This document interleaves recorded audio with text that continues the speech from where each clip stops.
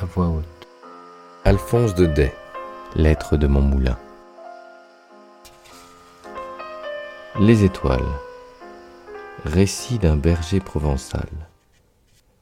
Du temps que je gardais les bêtes sur le Luberon, je restais des semaines entières sans voir âme qui vive, seul dans le pâturage avec mon chien, l'abri, et mes ouailles. De temps en temps, l'ermite du mont de Lure passait par là pour chercher des simples, ou bien j'apercevais la face noire de quelques charbonniers du Piémont. Mais c'étaient des gens naïfs, silencieux, à force de solitude. Lorsque j'entendais sur le chemin qui monte les sonnailles du mulet de notre ferme m'apportant les provisions de quinzaine et que je voyais apparaître peu à peu au-dessus de la côte la tête éveillée du petit Miaro, garçon de ferme, ou la coiffe rouge de la vieille tante Norade, j'étais vraiment bien heureux. Je me faisais raconter les nouvelles du pays d'en bas, les baptêmes, les mariages, mais ce qui m'intéressait surtout, c'était de savoir ce que devenait la fille de mes maîtres, notre demoiselle Stéphanette, la plus jolie qu'il y eût à 10 lieues à la ronde.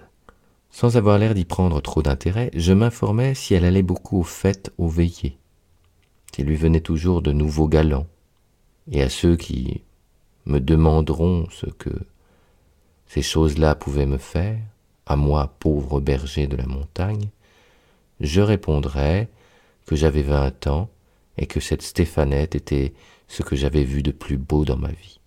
Sans avoir l'air d'y prendre trop d'intérêt, je m'informais si elle allait beaucoup aux fêtes, aux veillées, s'il lui venait toujours des nouveaux galants, et à ceux qui me demanderont ce que ces choses-là pouvaient me faire à moi, pauvre berger de la montagne, je répondrai que j'avais 20 ans et que cette Stéphanette était ce que j'avais vu de plus beau dans ma vie. Or, un dimanche, que j'attendais les vivres de quinzaine, il se trouva qu'ils n'arrivèrent que très tard. Le matin, je me disais, c'est la faute de la grand-messe. Puis vers midi, il vint un gros orage, et je pensais que la mule n'avait pas pu se mettre en route à cause du mauvais état des chemins. Enfin, sur les 3 heures, le ciel étant lavé, la montagne luisante d'eau et de soleil, j'entendis, parmi l'égouttement des feuilles et le débordement des ruisseaux gonflés, les sonnailles de la mule, aussi gaies, aussi alertes qu'un grand carillon de cloche un jour de Pâques. Mais ce n'était pas le petit Miaro, ni la vieille Norade qui la conduisait, c'était, devinez qui, notre demoiselle, mes enfants, notre demoiselle en personne, assise, droite, entre les sacs d'osier, toute rose de l'air des montagnes et du rafraîchissement de l'orage. Le petit était malade, tante Norade en vacances chez ses enfants, la belle Stéphanette m'apprit tout ça en descendant de sa mule, et aussi qu'elle arrivait tard parce qu'elle s'était perdue en route. Mais à la voir si bien endimanchée, avec son ruban à fleurs, sa jupe brillante et ses dentelles, elle avait plutôt l'air de s'être attardée à quelque danse que d'avoir cherché son chemin dans les buissons. Oh, la mignonne créature! Mes yeux ne pouvaient se lasser de la regarder. Il est vrai que je ne l'avais jamais vue de si près. Quelquefois, l'hiver, quand les troupeaux étaient descendus dans la plaine et que je rentrais le soir à la ferme pour souper, elle traversait la salle vivement, sans guère parler aux serviteurs, toujours parée et un peu fière. Et maintenant, je l'avais là, devant moi, rien que pour moi. N'était-ce pas à en perdre la tête? Quand elle eut tiré les provisions du panier, Stéphanette se mit à regarder curieusement autour d'elle.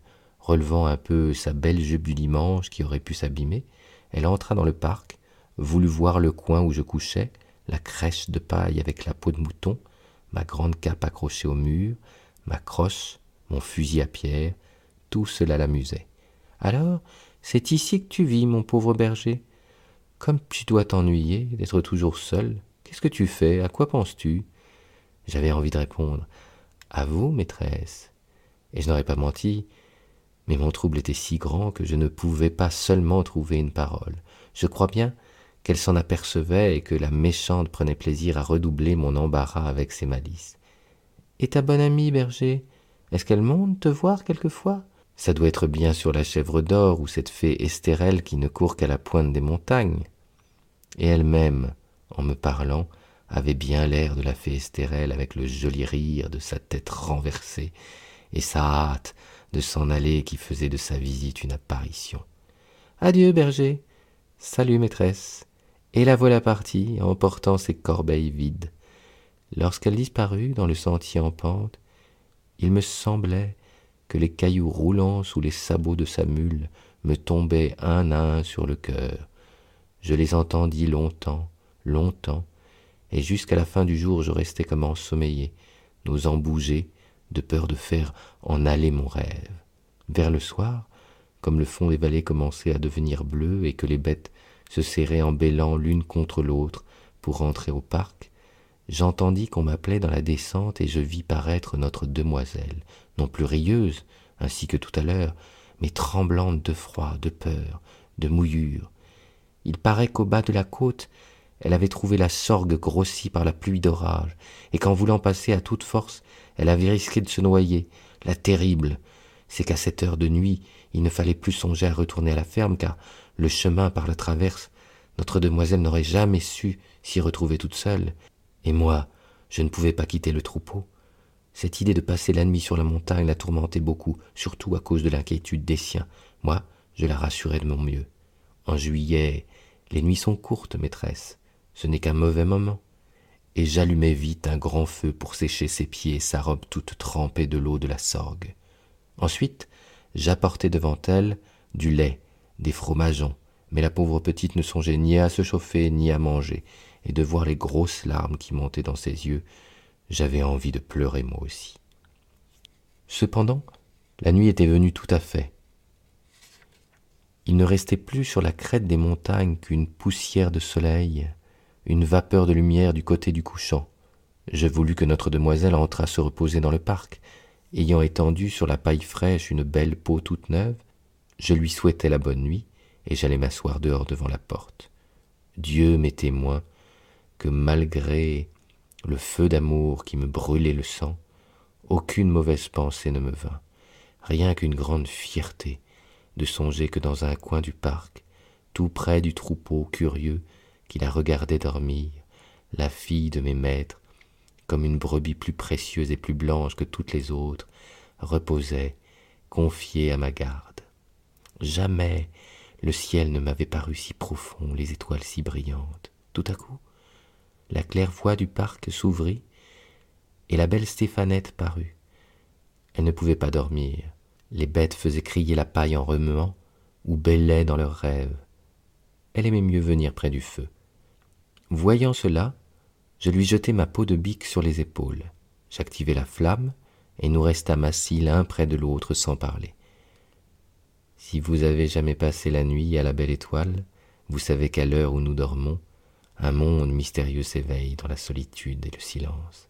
Alors, les sources chantent bien plus clair, les étangs allument des petites flammes, tous les esprits de la montagne vont et viennent librement, et il y a dans l'air des frôlements, des bruits imperceptibles, comme si l'on entendait les branches grandir, l'herbe pousser.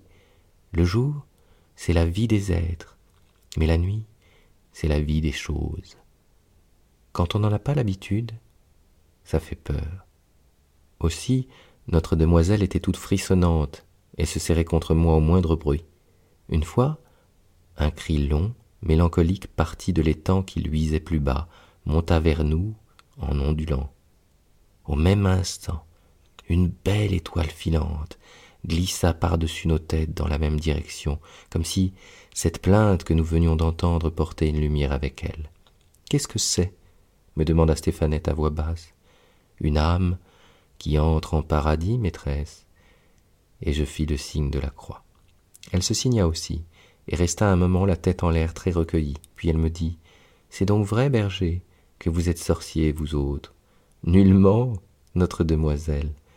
Mais ici, nous vivons plus près des étoiles, et nous savons ce qui s'y passe mieux que des gens de la plaine. » Elle regardait toujours en haut, la tête appuyée dans la main, entourée de la peau de mouton comme un petit pâtre céleste. « Qu'il y en a, que c'est beau, jamais je n'en avais tant vu. Est-ce que tu sais leur nom, berger ?»« Mais oui, maîtresse. Tenez, juste au-dessus de nous, voilà le chemin de Saint-Jacques, la voie lactée. Il va de France droit sur l'Espagne. C'est Saint-Jacques de Galice qui l'a tracé pour montrer sa route au brave Charlemagne lorsqu'il faisait la guerre aux Sarrasins. Plus loin, vous avez le char des ânes, la grande ours, avec ses 4 essieux resplendissants. Les 3 étoiles qui vont devant sont les 3 bêtes, et cette toute petite contre la 3e, c'est le charretier. Voyez-vous, tout autour, cette pluie d'étoiles qui tombe, ce sont les âmes dont le bon Dieu ne veut pas chez lui. Un peu plus bas, voici le râteau, ou les 3 rois. Orion, c'est ce qui nous sert d'horloge à nous autres. Rien qu'en les regardant, je sais maintenant qu'il est minuit passé. Un peu plus bas, toujours vers le midi, brille Jean de Milan, le flambeau des astres, Sirius. Sur cette étoile-là, voici ce que les bergers racontent. Il paraît qu'une nuit, Jean de Milan, avec les 3 rois et la poussinière, la Pléiade, furent invités à la noce d'une étoile de leurs amis. La poussinière, plus pressée, partit, dit-on, la première, et prit le chemin haut. Regardez là, là-haut, tout au fond du ciel. Les 3 rois coupèrent plus bas et la rattrapèrent. Mais ce paresseux de Jean de Milan, qui avait dormi trop tard, resta tout à fait derrière et, furieux, pour les arrêter, leur jeta son bâton. C'est pourquoi les 3 rois s'appellent aussi le bâton de Jean de Milan. Mais la plus belle de toutes les étoiles, maîtresse, c'est la nôtre, c'est l'étoile du berger, qui nous éclaire à l'aube quand nous sortons le troupeau, et aussi le soir quand nous le rentrons. Nous la nommons encore Maglone, la belle Maglone qui court après Pierre de Provence, Saturne, et se marie avec lui tous les 7 ans. Comment, berger? Il y a donc des mariages d'étoiles? Mais oui, maîtresse.